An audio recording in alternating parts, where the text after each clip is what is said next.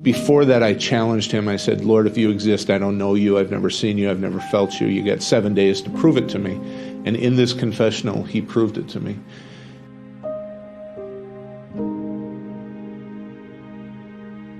In 1994, I was playing college football for the University of Eastern Michigan University. And I was kind of in the lifestyle of a college football player. You can guess what that is, but it's the sex, drugs, and rock and roll type of story. At that point, my mom found marijuana one Thanksgiving, and she asked me to go to Medjugorje, which I resisted with all of my heart at that point. But I decided to go. Who can say no to a crying mother? My mom asked me, she said, if you would do one thing for me. And I said, what is that, Mom? And she said, to go to the Sacrament of Reconciliation. She says, that's the only thing I ask for you to do on this pilgrimage. So I looked for an English-speaking priest, and I looked all over in the confessionals outside of St. James Church, but I finally found one who was hearing confession in St. James Church. And so I went in and prepared myself, and I decided if I was going to go to confession, if I was going to do this, I was going to pour my whole heart, I was going to tell all my sins, and I was finally going to be free of this, or what I thought was a certain freedom.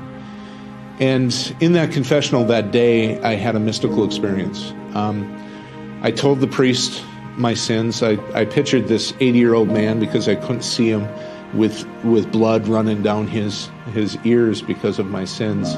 But that was not the case. It was not the case that the priest even looked like that. But he heard my sins, and then he gave me a penance.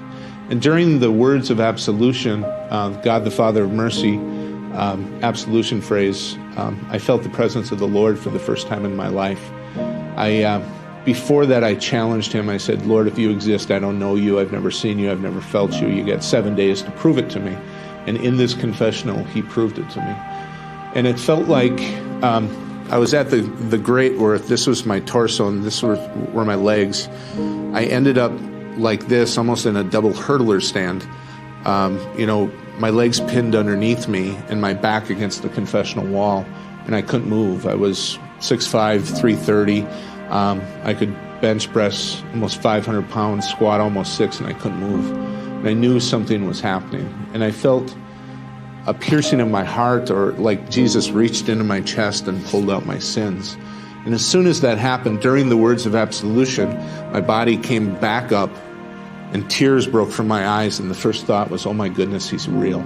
At that point, my whole perspective of life changed. That if God was real, I had to change the way I was living.